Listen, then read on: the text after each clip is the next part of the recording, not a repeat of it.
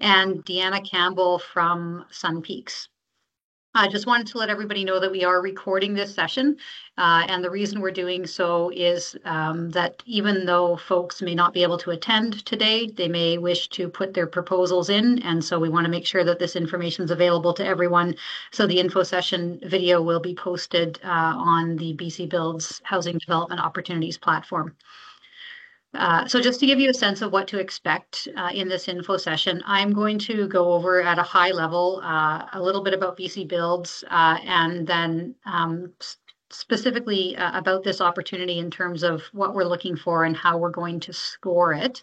And then I'm going to hand it over to Deanna, and she may wish to share any other information that the municipality wants to share with all of you. And then we're going to open it up to questions. We did get some questions sent in advance. So I think probably we'll start with the people in the room, and we'll go to your questions, and then we'll go to the questions that were asked in advance. And then I will wrap us up at the end and talk about the next steps between now and December 5th, when we hope to receive proposals from all of you. So I'll start with BC Builds. BC Builds is a middle income housing program, really targeting working people across the province, middle income working people. So teachers, nurses, construction workers, small business owners, all folks who make half decent salary, but can't find places to rent, specifically because there aren't enough places to rent, even with a good salary. So that's really the focus of BC Builds. The opportunity that we have before us in Sun Peaks is a partnership between BC Builds and the municipality of Sun Peaks, and they've put forward land, and they have a housing authority. And what we're looking for in this opportunity is a group to come and develop and build the housing. So specifically, that means to provide the development services, so get a development permit and building permit, and then to construct the building, and then the owner and operator of the building itself will be the municipality. So I'm just going to walk through. I won't go through the house or the property opportunity notice in detail, but I do want to draw your attention to the scoring criteria. This is, I believe, the 9th opportunity that we've posted, and that means we've had lots of experience already in reviewing submissions and awarding successful proposals, and then unfortunately having to give people feedback so they can make their proposals better next time. So that is to say that we've got some information that will be helpful, I think, to all of you in terms of crafting your proposals. So I'll just walk you through the opportunity notice. Hopefully you've had a look at it, but if not, please do. Gives an overview of the program. It gives the site context, the plan, map, and then a lot of detail here. Please read the relevant sections of the OCP, the Master Development Plan. All of the links that we've put into this property opportunity notice are there for you to help you make your submissions better and to fit with what the municipality is looking for. So a lot of information here. And then thankfully, the municipality also provided, sorry if I'm making anyone dizzy by scrolling too quickly, I'm going to come back up in a moment, additional property information. So you've got property information report, planning and zoning, some shots of the site, and then quite importantly, some comments with regard to site servicing, et cetera. So pretty good information here in order to put your proposals together. And again, we're here to answer all the questions today that weren't in this property opportunity notice. All right, so let's talk about the scoring. So there are kind of two tiers, if you will. We don't score whether or not you're in good standing with the BC Corporate Registry. We hope that everybody is. We're not scoring your property experience, property management or development experience, whether the proposal meets the equity requirements or whether it meets the household target incomes. What we do when the proposals come in is we look at all of these things, and this is just the qualifying criteria. So you have to tick all of these boxes in order to get through the first gate, which is to get into the scoring process. And just so you know, so far, no proposal for no site has been turned down. So these are pretty basic. You have to show us your development experience, and then the equity requirements and target household incomes are spelled out really clearly here. So that's stage one. Now I do want to talk about the scoring. So we're giving significant amount of points, 20 points for the financial viability and sustainability of the project. And when you're putting your project pro formas together, we do expect you to put together, and this was actually one of the questions that came in, capital and operating budget. And there's a template that you can use. We require, just so we're comparing apples to apples, some of you may have connections with CMHC and want to go that route for financing. So please include that as a note, but please do your pro formas with a 35-year amortization and a debt coverage ratio of 1.1. So that's what we'll be looking for here. And then obviously we'll be looking for competitive proposals in terms of cost of construction, operating costs, et cetera. So that's that piece. Amount of per unit grant required.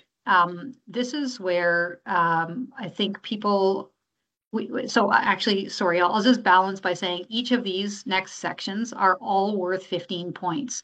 And so what we've seen in some proposals is people really kind of going close to the maximum grant or the maximum eligible grant, which is 225, and then getting really low scores here, like some very low scores, but then targeting household incomes that are very low and getting high scores. So my message to all of you is just when you're putting your proposals together and doing your pro formas, you really want to balance, make sure you're giving equal attention to all of the things that are out of 15, because they're equally weighted when we evaluate the proposals.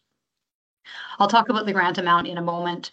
Again, a note here about percentage of units at 20% below market. 20% of units at 20% below market is the BC Builds baseline. So we're not awarding any points for that. That's what our baseline is. That is the BC Builds program.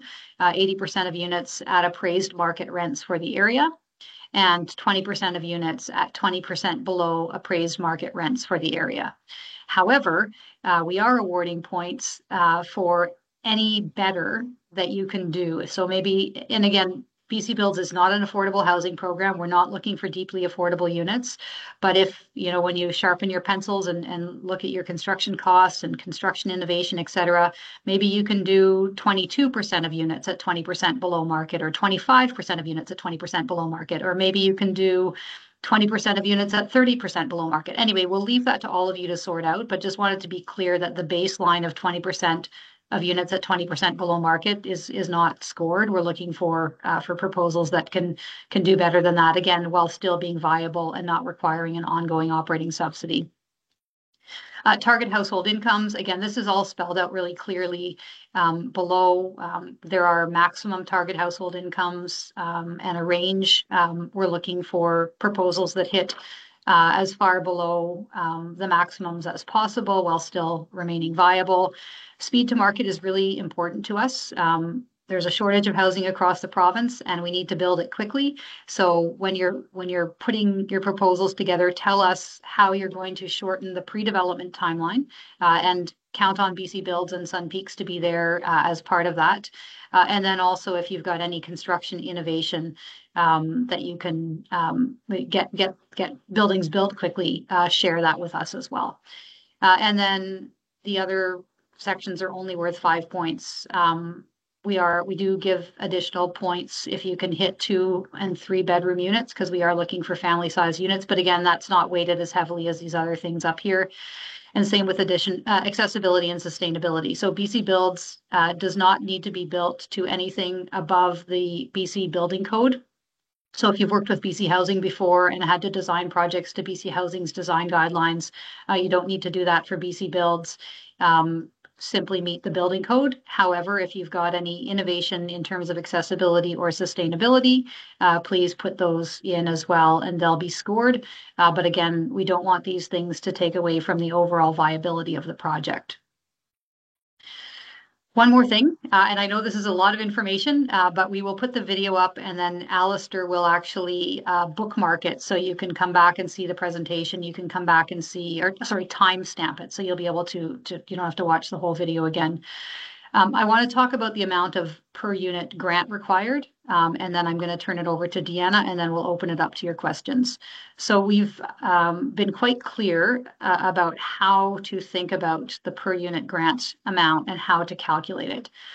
So the per unit grant amount should be calculated based on the number it takes, the amount of money it takes to get 20% of your units to 20% below market. However, the per unit grant amount is applied to every unit in the building. So, and again, it's spelled out pretty clearly here in the property opportunity notice, but just to give a really clear example. So if you're bringing forward a proposal for 100 units in a building, and you do your analysis and you think, okay, it's going to cost this much to construct, and in order to cover the mortgage and the operating costs, et cetera, we're going to need to charge this amount of rent, and that roughly fits with the market rents for Sun Peaks. Okay, good, you're in good shape. And then because BC Builds wants to get 20% of units to 20% below market, drop 20% of your rents to 20% below market, and then there will be, with a DCR of 1.1, there will then be an equity gap in your project. You'll be missing some money. You take that equity gap, divide that by the 100 units, and that is your per unit grant amount. So any per unit grant above $225,000 per unit is not a viable BC Builds project. And that's where, if you bring in a project like that, I'm just going back up. Oh, sorry. That doesn't meet the equity requirement. So if you're, say you bring forward a proposal where it's $300,000 per unit, that doesn't meet the equity requirement. The maximum equity that BC Builds can put in according to our program framework is 225. But the objective is to get as far below that as possible, not to try and max out at 225. And that's how the projects are scored. All right, that was a lot, very technical information, but these are all the questions that we usually get asked, and so we're trying to answer them up front to help you all as you're putting your proposals together. Deanna, I'm going to hand it over to you, and you can share anything you like from the perspective of Sun Peaks. So can you hear me okay? Sure can. Great. And I just want to apologize in advance. I am at the UBCM convention, and there is nowhere private or quiet to go, and I don't have my headphones. So if you see me moving around, it's just trying to take my laptop somewhere quiet. I just also wanted to note that we have joining us our Director of Infrastructure, Clint Burton, and our two municipal planners, Randy Lambright and Finley Sinclair. So if there's questions that might be better suited to be directed to them, I'll turn it over to them. I think all the information is in the properties opportunity notice. This parcel of land has been subdivided, so we're looking at building on the one parcel of land at 1180 Sun Peaks Road. It's zoned RC1 with a site specific to permit up to 110 dwelling units. Whether or not 110 dwelling units, whether that actual number is feasible or not will depend on a number of things such as parking, size of the units, etc. The property is 1.1 hectares in size. It is within a riparian area, so issuance of a riparian area development permit will be required. There's a number of covenants that are registered. That's also noted in the property opportunity notice. In terms of servicing, we have the Alpine Way looping of the municipal water system. That's been completed recently, so that ensures adequate domestic service to any future development, and all water and sewer requirements will confirm those to the building permit process. And I just wanted to note that this is a really, really monumental and exciting project for Sun Peaks. This will be the first residential rental development in the municipality, and it'll really address a significant housing need in our community. So we're really excited about it. Thanks, Deanna. That last bit is very motivating. So whoever is the successful proponent will be the first group to build rental in Sun Peaks. So that's great. All right, as I noted, and I think maybe the person who asked all the questions is here. So if you sent questions in advance, don't worry, we will get to those. But I wanted to open up the floor now to anyone to ask any questions of myself or Deanna or her staff that are here. Sorry, Lisa, could I just ask you to stop sharing the property opportunity notice? Perfect, thank you. Thank you.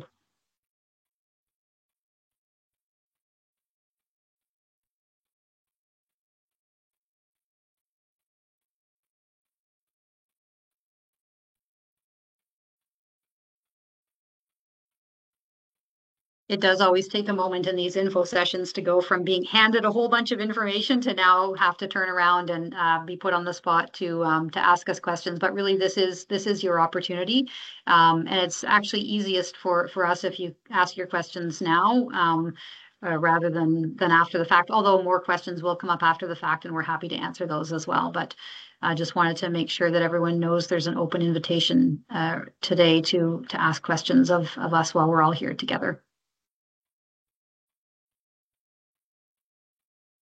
Okay, Mason, her question. So is there any arborist report here because of the lots of trees I can see in the property, or anything that we can know about the status of the trees right now? Or this is the developer's duty to go and get it? Yeah. I'm going to ask one of our municipal planners, Randy or Finley, maybe if they could comment on that.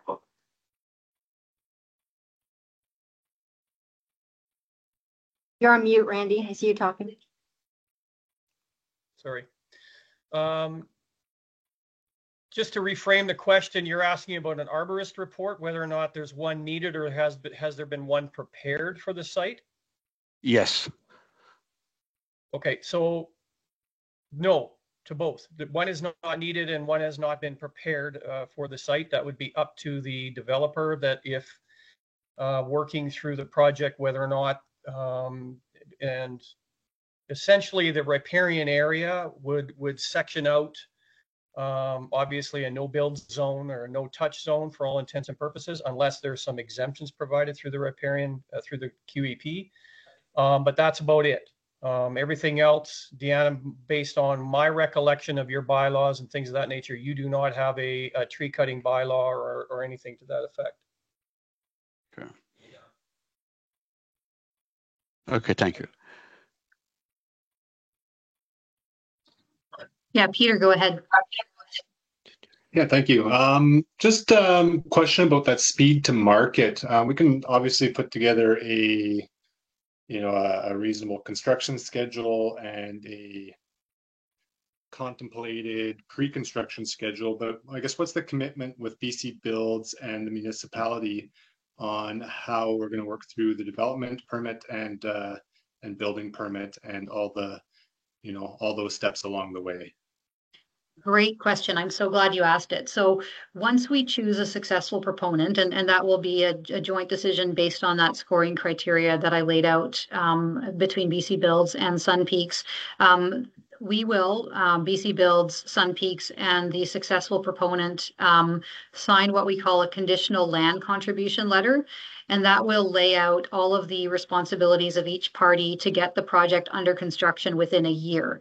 So you have a commitment to us to work through the funding and financing in that period, a commitment from Sun Peaks to work through the development and building permit in that area, or in that period rather. So that's our commitment, that pre-development phase should take no longer than a year. And we all notionally commit to that through the signing of this conditional land contribution letter. So hopefully that's a helpful answer to that part of the question. And then if you've got construction innovation that you can move more quickly through the construction phase, then make sure you put that in as well. But you can count on us to be there for that first year, getting the project under construction. That's the mandate that we have. Right. Can I make, it's Finley, can I make a comment on the development permit? Yeah, go ahead. Yeah, there is no forming character development permit at Sun Peaks for this project. It's a hazard/riparian area. There is a hazard designation on the property, but it is really only accountable to the to the access point of the property, the difference between the elevation of the actual road at Sun Peaks and the property. So we don't expect there will be any hazard land issues, and the riparian area is well defined. That work needs to be done, but the work with respect to forming character is done with the resort municipality, with Sun Peaks Resort. They are the form and character managers. We do not have a development permit for forming character. I see. Thank you. And just before we go to the next question, on the riparian area, one of the services that BC Build, well, anyone in the province has access to it, but we have a special relationship, sounds dumb, but a relationship with the Provincial Housing Navigator Service. So it's BC Permit Connect. For any projects that require any kind of provincial approvals, the developer and you don't need to do this before submitting your proposal, but it does speak to the speed to construction question.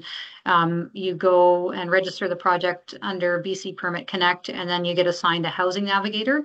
And then that housing navigator's job is to stick handle any provincial approvals in that 1 year period while we're doing the financial and municipal. So that the housing navigator service comes along with BC Builds, and we've got a working relationship with that group at the province.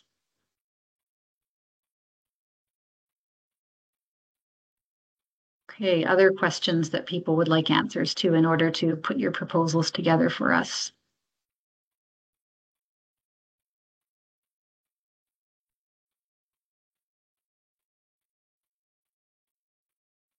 Okay, I'm going to go to the questions that were sent to us in advance, and then I'll come back and make sure that there are no additional questions, and then maybe you'll think of more in the meantime. So the first question, which I feel like we've already touched on, is the developer builder required to provide project pricing or a project budget as part of their response? The answer to that is yes. We have a budget template that you can use, or if you don't want to use that template, you can create your own, but we need a relatively decent capital budget, recognizing obviously we're at very early stages, and an operating budget. This next question is, first part is for Deanna. If a budget is required, what types of municipal fees? Oh, somebody just went off mute. Welcome. If you've just joined the meeting, we're just going through questions right now. I'm just reading. Just me, Lisa. Sorry. Oh, that was you. Okay, no problem. I know. There's noise around me. I'm sorry. That's okay. No problem. So if a budget is required, what types of municipal fees are to be included in the budget? So Deanna, I'll turn that one over to you. Sure, and I'll just ask Clint or Randy or Finley to jump in if I miss something. So building permit fees, which include water and wastewater connection fees, development cost charges. We may consider a waiver or reduction. That's something that we need to bring to council. And if there's variances that are needed for height, setbacks, parking, or other zoning regulations, then our variance fee would apply, but we will also consider waiving those fees. Perfect. Thank you. Yeah, municipal fee waivers do help to contribute to projects. Did anyone from Sun Peaks want to add anything to that?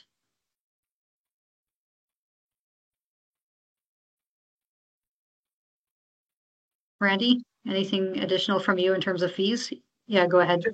Just the development permit fees. To Finley's point earlier on, that may, again, as he indicated, that may not be applicable given that the road access is likely where you have the majority of your steep slopes on the property.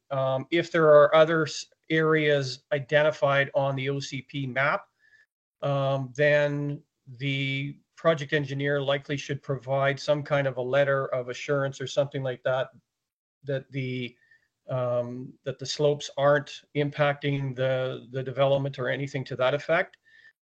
So you may or may not have a development permit fee associated with that, and then you will have a development permit fee associated with the riparian area. Okay, perfect. Thank you. The next question, also related to cost, is would the developer/builder be responsible to include design, financing fees, or land costs as part of this budget? So land costs, no. The land is being contributed by Sun Peaks at nominal value or $0. So you can build your pro forma accordingly. When we actually bring it through the financing approvals stage, we will obviously put a land cost in there because that's the equity that Sun Peaks is contributing. So that counts for something, but there's no fee for the land.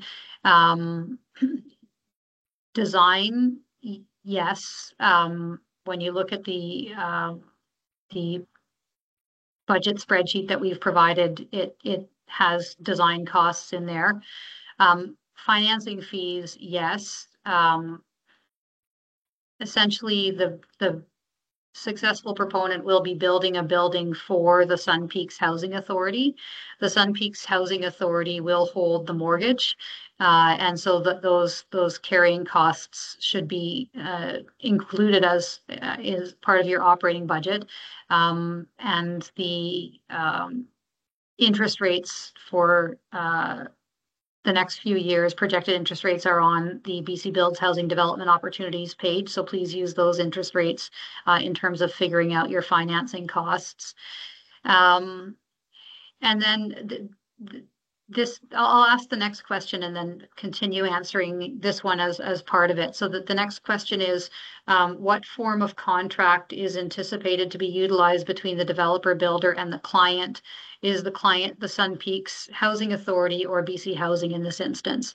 And this also relates to financing. So the client is the Sun Peaks Housing Authority, and to go back to the design costs, once we select a successful proponent, that proponent will be eligible for project development funding, which comes in the form of a low interest loan from BC Builds to the Sun Peaks Housing Authority. We do expect developers are going to sharpen their pencils and bring us good proposals, but in terms of cash flowing from the time the letter is signed to getting to construction, we recognize there needs to be shared risk there. And so BC Builds has project development funding that is loaned to the Sun Peaks Housing Authority, and then the developer submits their invoices to the Sun Peaks Housing Authority, and Sun Peaks Housing Authority turns around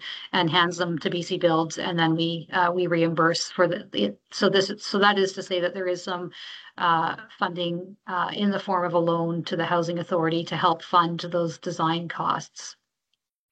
In terms of form of contract, at the outset, we recommend a development agreement between the successful so the conditional land contribution letter that I mentioned earlier, it is something that we all sign. In addition to that, we would recommend that a development agreement be signed between the developer and Sun Peaks Housing Authority that lays out the responsibility of each party. And again, we have a template that can be used, relatively standard. And then once we get closer to construction, there's a number of different forms of contract that can be used. The BC Builds financing and funding approvals come in at a 50% design, and then once construction is tendered. So by the time we would give, or just before tendering, the time we would give final project approval, we would expect that the best form of contract is a CCDC2, so a fixed price contract. But if folks have other ideas about CCDC 14, or maybe there's an integrated CCDC 30, so we're open to what form of contract would work best. And again, that contract would be between the developer builder and the Sun Peaks Housing Authority. Sorry, maybe I'll stop and just, there's 3 more questions that have been pre-submitted, but I recognize it can be quite tedious to just listen to someone ask and answer questions. So I want to turn back to the room and ask if there are any questions that have come up for folks before I proceed to answer the rest of the pre-submitted questions. Yeah, Fiona, go ahead. Hiya. So just to check if I've understood correctly, then there is no equity upfront requirement from the developer builder. in order to That's get the correct. project going. Yeah. That's Okay. correct. But for the proposal, they are required to hire an architect and provide schematic design. So like you would have your schematic design phase completed for the proposal, if I read that right? Yeah, the proposals that have been most successful for other property opportunity notices do have some of that, and yet you do have to put in a little bit of upfront cost to submit a good proposal. The ones that have come in without any schematic design don't score very well. Okay, great, thanks. And then the lease term I noticed is 60 years, but it's generally 99 years. Is there any reasoning for that we should know about? No, the minimum lease required to for us to take a mortgageable leasehold interest is 60 years. So most municipalities that we're working with are doing a 60-year lease. Some are doing 99 years. And again, the lease is between the municipality of Sun Peaks and the Sun Peaks Housing Authority. Okay, so once the developer builder has done occupancy and deficiency, they're not tied to the project in any way? Correct. Okay, thanks. You're welcome. Any other questions from the room? Okay, I'm going to go back to the pre-submitted questions and then we'll come back here in a moment. So the next question is, what specific project deliverables is the builder developer responsible for? Development permit, although in this case, I guess that's basically all approvals required to get the project to construction. I don't want to do a list because we might be missing something. But the developer builder is responsible for all pre-construction project approvals, including applying for the funding. Well, Sun Peaks Housing Authority is the applicant to BC Builds, but the developer builder submits to get provisional project approval from BC Builds, which is when the grant amount and the financing amount is set aside, is at 50% design and a Class C estimate. So the developer builder is responsible for providing all of the documentation to BC Builds necessary to get that financing in place. And then so too with final project approval getting issued for tender drawings, issued for construction drawings. Basically all of the things in a regular construction project is what the developer builder would be responsible for. This is a regular market rental supply program. You need to do your drawings, you need to find financing. It's just like any other project, except in this case, the bank is BC Builds rather than a private lender. Is the applicant supposed to provide a fixed price lump sum fee for this project? What we're looking for are competitive proposals. And it's way too early for a fixed price. However, if we award a proposal that is at one price and it's increased 50% over the course of a year to get to construction, obviously that's not a very good thing, and probably that would be a reputational risk for the proponent. So what you need to bring us is a capital and operating budget. We've got benchmark per square foot construction costs for each region. So your per square foot construction cost shouldn't be wildly out of whack with what it costs to build in that area. So it's not a fixed price. It's way too early for a fixed price, but we're looking for competitive proposals to build a regular rental building. The next question, is the applicant responsible for providing financial viability and sustainability for the project? No. The applicant is responsible for providing all of the requirements for the Sun Peaks Housing Authority to access funding and financing through BC Builds, but there's no ongoing responsibility once the building is completed. Once we're at substantial completion, the Sun Peaks Housing Authority becomes the owner operator. They're responsible for tenanting the building and maintaining it and so on.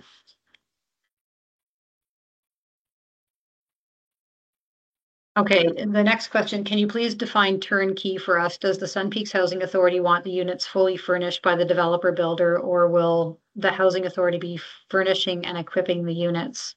Deanna, we discussed this a bit by email. Why don't I turn to you first, and then I can fill in anything further. Sure. There's no expectation that the units are furnished. The housing authority is also not going to furnish them. So unfurnished, just expectation obviously is that there's appliances, fridges, stoves, things like that. And yeah, I don't know if Lisa has anything else you want to add. No, yeah, we would expect that there would be fridges and stoves and appliances, but not furnished. So we just weren't sure what if what was meant by furnished. So we just wanted to be really clear about that. Next one, can you please confirm the Sun Peaks Housing Authority will be financing all the construction and takeout financing on the project and will provide all equity and financial guarantees required for the project? The answer to that is yes. With the exception of financial guarantees, we generally, when we're working with nonprofits, we don't require a financial guarantee. However, we do require, by the time we get to final project approval, the projects should be, you should be confident in your numbers. You should have your tender pricing in, and we do ask for a cost overrun agreement to be signed. But in lieu of that that guarantee, but the developer builder is not responsible for guaranteeing the project. And then next, what is the target on unit type, studio 1, 2, and 3 bedroom, and quantities and percentage? Deanna, I'll hand that one back to you. Thanks, Lisa. We actually don't have a target in mind in terms of the how many of each type of unit. It's pretty open right now.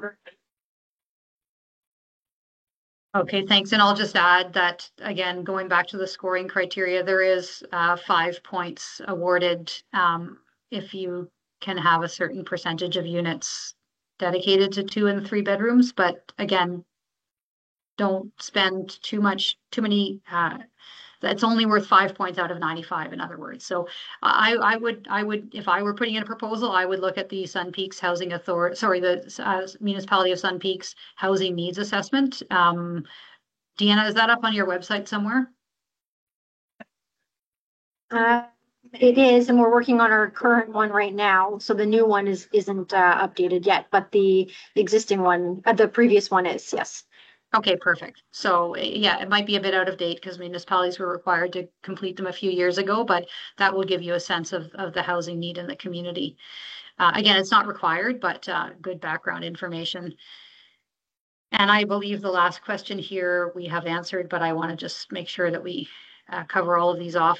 Is the developer builder expected to partner with an operator or property manager of their choice to ultimately manage the project for the housing authority, or will the housing authority be managing the property? That will be in the hands of the housing authority. All right.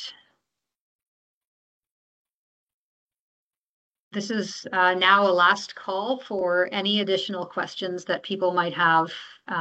Yeah, Cole, go ahead. A couple questions. How do you feel about modularized construction?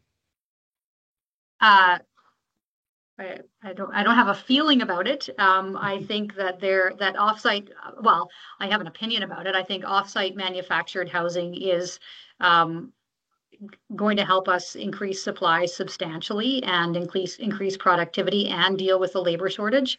I think, yeah, so that would be if you're a modular deliverer, that would be where you really want to lay out in the speed to market section, which is worth 15 points, how that solution can achieve quick results. But yeah, we're open to all forms of building and to building innovation, modular, offsite, panelized.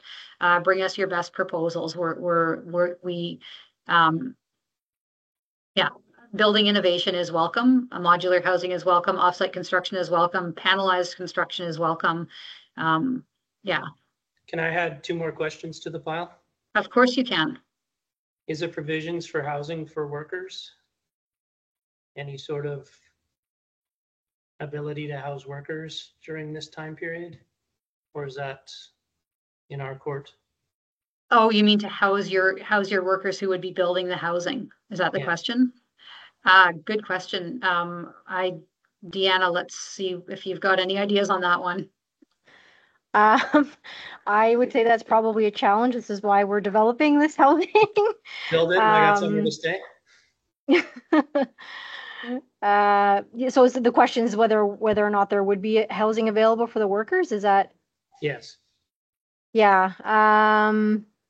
It'd be difficult to say. I mean, Or possibly housing for. land, maybe where we could put Sorry? something, or possibly some land off site where we could put something. Land is is scarce, but I mean, so that's something we can get back to you to the developer on, is something we'd probably have to talk to Sun Peaks Resort about. Majority of the land is either Crown land or their land. So yeah, it's a bit. We definitely have some challenges and limitations there, but certainly can get back to you on that. Okay. Yeah, that's a And great question. Do we have a limit of how high we can build? Finley or Randy, do you want to comment? Yeah, it's Finley. 6 stories is absolute max, and that it will require a substantial amount of work with the municipality to make sure that is achievable. Fire department limitations, etc., will play a big role in that. Okay.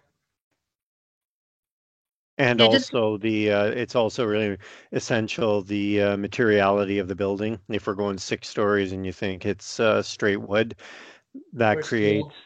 Yeah, well, that's my point, is be innovative in what you're doing. If you're going 6 straight wood, you're increasing the fire department's requirements on that building. So be as innovative as you can in remembering that Sun Peaks, the municipality of Sun Peaks, is a volunteer fire department.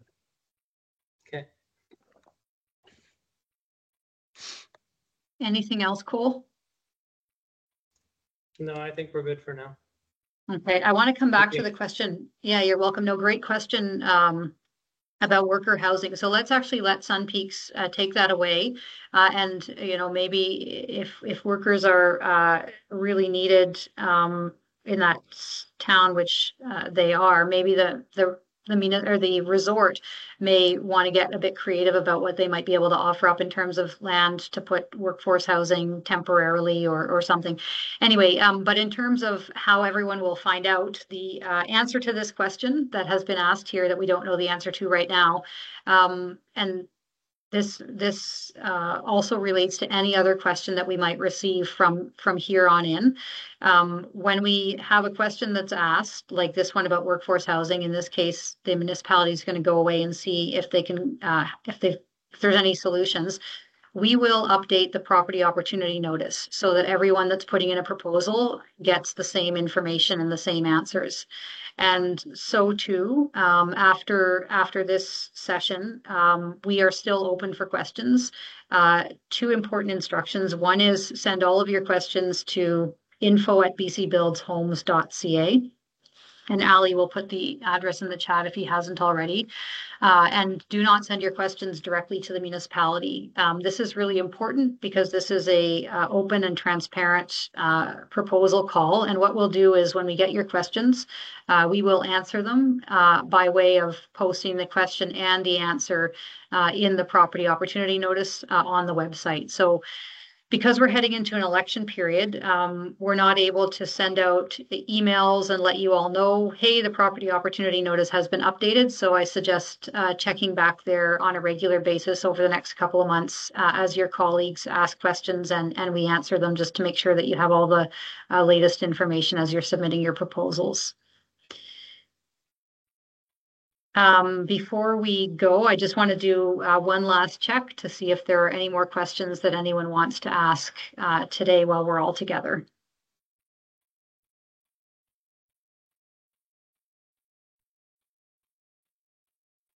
Second last call. Anyone have anything else?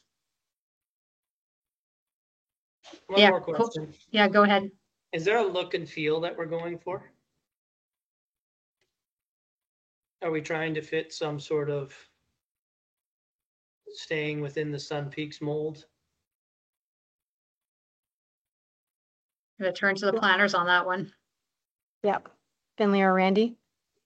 Yeah, it's Finley. Like I said, we have no forming character development permit at in the municipality, but I think it's fair to say that if you're unaware or don't know or understand the forming character that exists within Sun Peaks, you should go visit it because there will be an expectation to conform through the municipality. I'm sure they're going to be as lenient as possible given what we're trying to do here. But I think it's fair to say that there'll be certain construction materiality that'll have to be complied to, but you have to get that from the resort. Okay. I have a question. Does the resort have a set of design guidelines then? They do, yes. Yeah, Okay. they have design guidelines, yep. Okay, can you send those to Ally, and then Ally, can we get the property opportunity notice updated, and we'll put those design guidelines in there so everyone has easy access to them. Okay, perfect. So expect that update with the resort's design guidelines over the next few days. All right.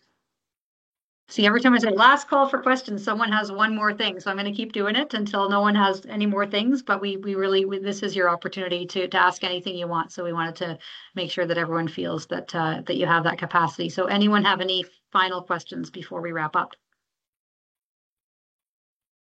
Okay, second call, last questions. Third call. Okay, no more questions today. Thank you so much all for attending. As noted, if you do have questions between now and December 5th when the proposals are due, please send them to info@bcbuildshomes.ca. We'll post your question and your answer in the property opportunity notice, and there'll be on the Sun Peaks page. You'll see that it will say updated on X date. So that you don't have to go scrolling through the notice to see if there's an update. We'll have it flagged right there for you on the Sun Peaks property opportunity notice page. Proposals are due by the end of the day, 11:45 p.m. On December the 5th. That would be a late work day for anyone, but we do accept them until that time. And most importantly, really want to thank all of you for your interest in this opportunity, for your interest in BC Builds. We look forward to receiving your proposals, and we're here over the next few months to answer your questions in order to help get some good proposals in for this really exciting opportunity. So thank you all. And again, this video will be posted on the website so you can go back and review the materials. And big thanks to our partners in Sun Peaks for putting this land forward to work with us to get housing built. All right, take care, everyone. Thanks so much. Thank you. Bye-bye.